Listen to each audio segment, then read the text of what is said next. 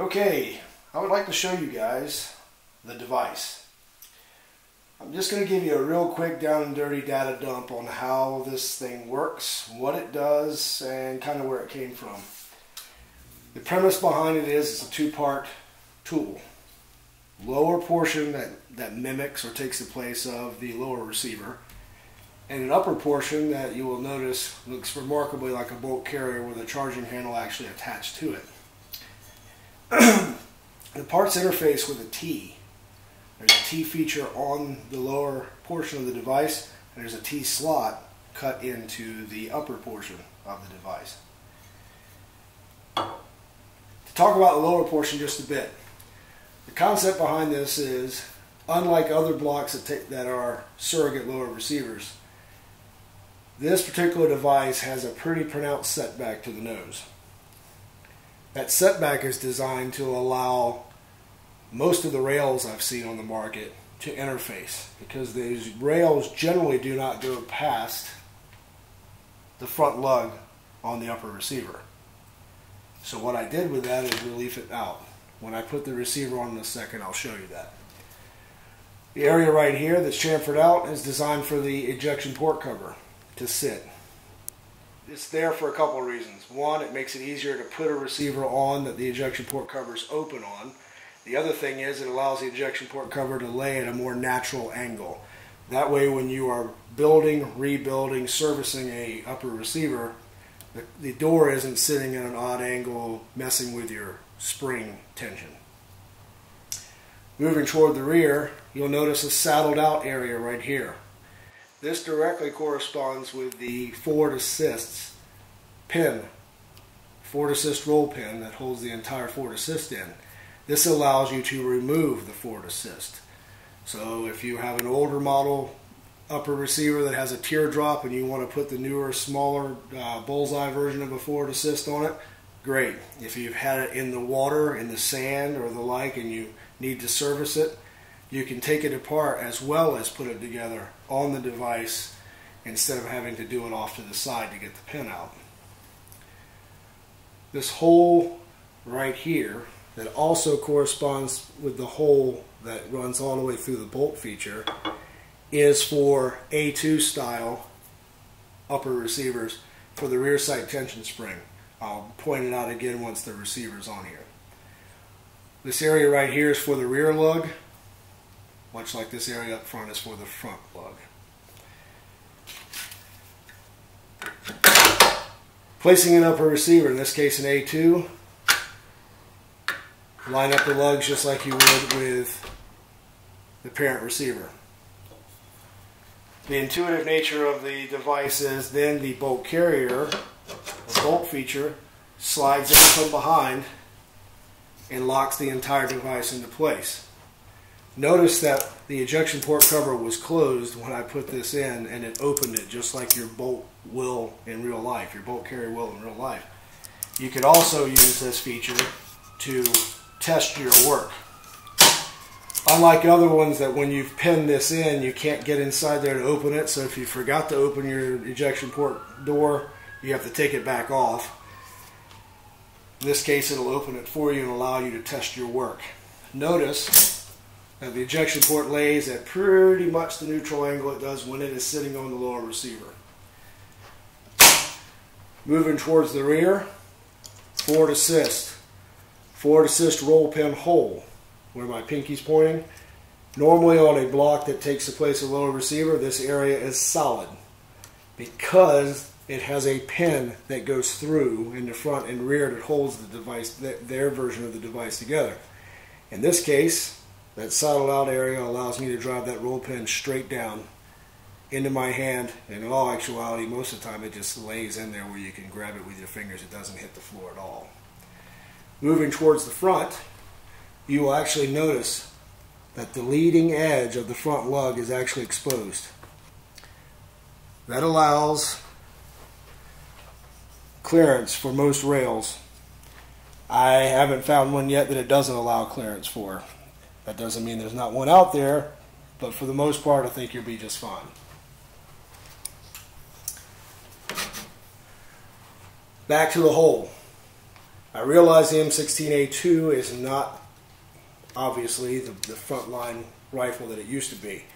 There are still a many one of them out there, as well as they're commonly used as match rifles, and you might replace your rear sight for a 1/4 minute of angle national match sight.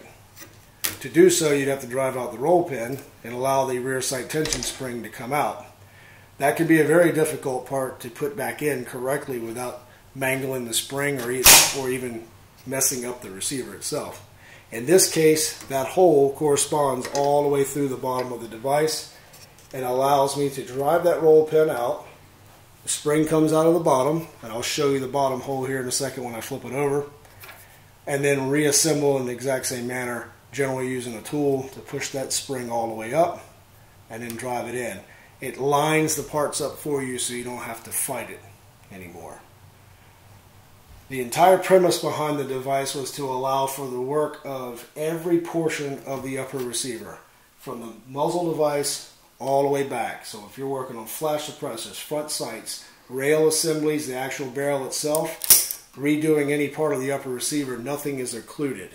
There are devices on the market that cover up ejection ports, don't allow parts to be lined up, and they don't allow you to quickly take it off and put it back together repeatedly without having to open your vise. Putting an M4 in place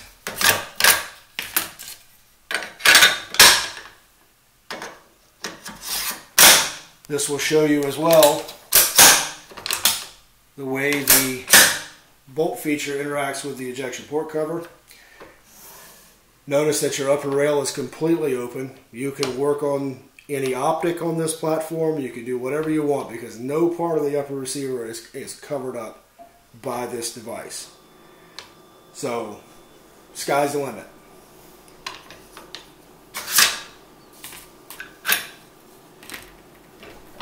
On the bottom of the device is a dimensionally accurate 1913 rail, dimensionally accurate as well to the M4 itself, minus that ever so subtle amount of area that was removed from the front, which of course is on the large lug anyway that no one particularly uses. This is designed so that it is a direct cross deck to an M4, and in all actuality it's about 7 inches of rail that, because it's 1913 standard, you can cross deck it to pretty much anything you want to do. The premise behind this was to allow anybody that wanted to mount an optic the ability to do so and have both hands free. If you were to level this, then you would be assured that while paying attention to lining up your sight, you don't end up with a canted reticle. To demonstrate that,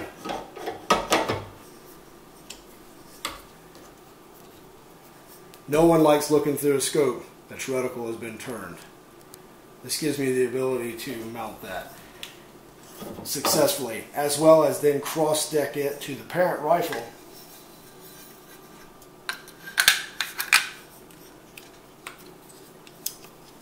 without any changes.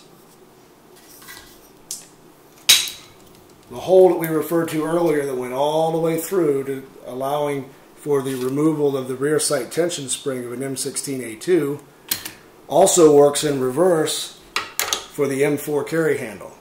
These have also fairly much gone out of vogue, but there's a million of them out there. You may have to work on them. The rail itself, the sky's the limit as well. Because it is a standard 1913, you can work on anything. Lasers, optics, lights if you would like, backup iron sights, actual iron sights. The A2 when it's in the other direction. This particular rail gives you a lot of flexibility and a pretty good amount of rail space to be able to set up. If you have a operator whose rifle has gone down because his optic has gone down, you could actually send him back out to train with his iron sights while you repair his optic on this without having to have the parent rifle in hand. So, capabilities of the device itself.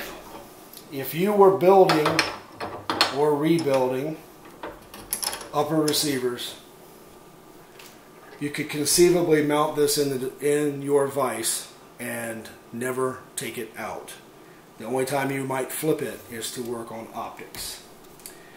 In the back here, this is an in the white, an early prototype of the 7.62. This is for an AR-10. It works very well. It has been recently used to build 100 AR-10s. This will be coming out later. Obviously this is still in the white. It has not been anodized. Well, that is a very short, down and dirty data dump on the device. I hope you guys like it. Thanks.